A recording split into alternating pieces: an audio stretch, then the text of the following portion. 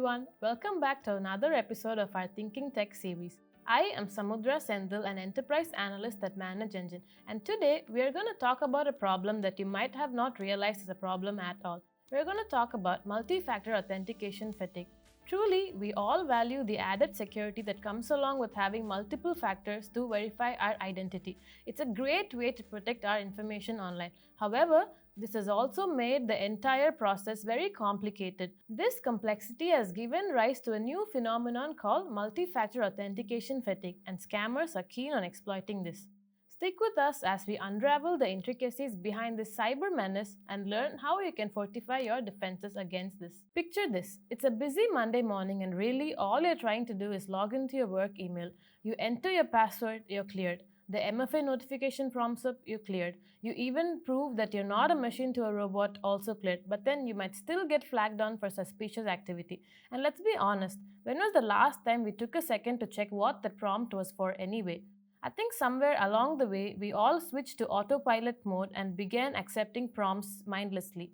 And this is where the problem comes in. Before we continue, let's begin by understanding what MFA is. MFA is a critical security measure that requires users to prove their identities online through multiple verification factors.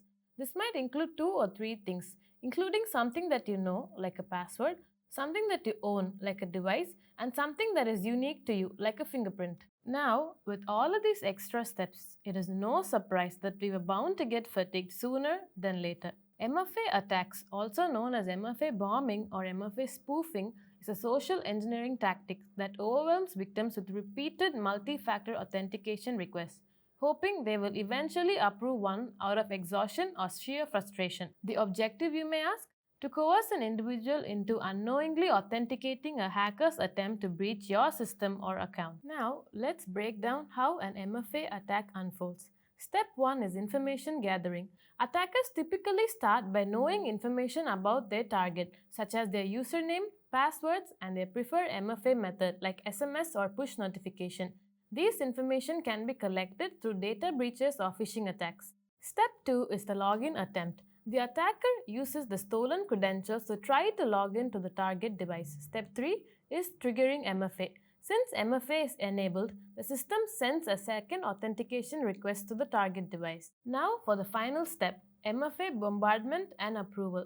The attacker rapidly sends multiple login attempts, triggering a constant stream of MFA prompts on the target device.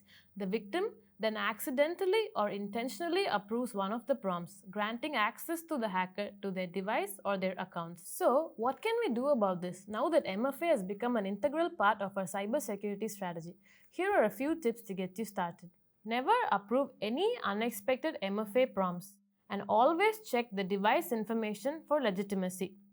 Be on the lookout for suspicious prompts and report it to your IT and security teams. And finally, train your users to identify phishing attempts and always be on the lookout for any email that require urgent and immediate action. Now, let's talk technical control. Context-aware authentication. Consider systems that provide additional information during authentication, such as information, device, and time of the day. This allows users to better assess the legitimacy of the request. Stronger MFA methods. Opt for stronger MFA methods such as security keys or time-based one-time passwords instead of push notification or SMS, which is more susceptible to spamming. Remember, MFA is just one layer of security. Combine it with stronger passwords, regular software updates, and endpoint security solutions for optimal protection. And finally, always have an incident response plan in place. Have a clear plan for when a suspected MFA fatigue attack happens, including user notification, account lockout procedures, and investigation protocols. Always remember, prevention is key. The more proactive and informed you are, the less susceptible you will be to these attacks. MFA attacks are evolving, so it's best to evolve and adapt your defenses accordingly. A layered security approach, including multiple authentication requests and user awareness, is the best defense against these attacks. And that brings us to an end of another episode of Thinking Tech. If you're eager to explore more fascinating topics in the tech world, check out our other videos in the Thinking Tech series. Also, don't forget to subscribe to Manage Engine Insights to have all the latest tech updates delivered to your inbox every month. Until next time, stay safe and stay vigilant.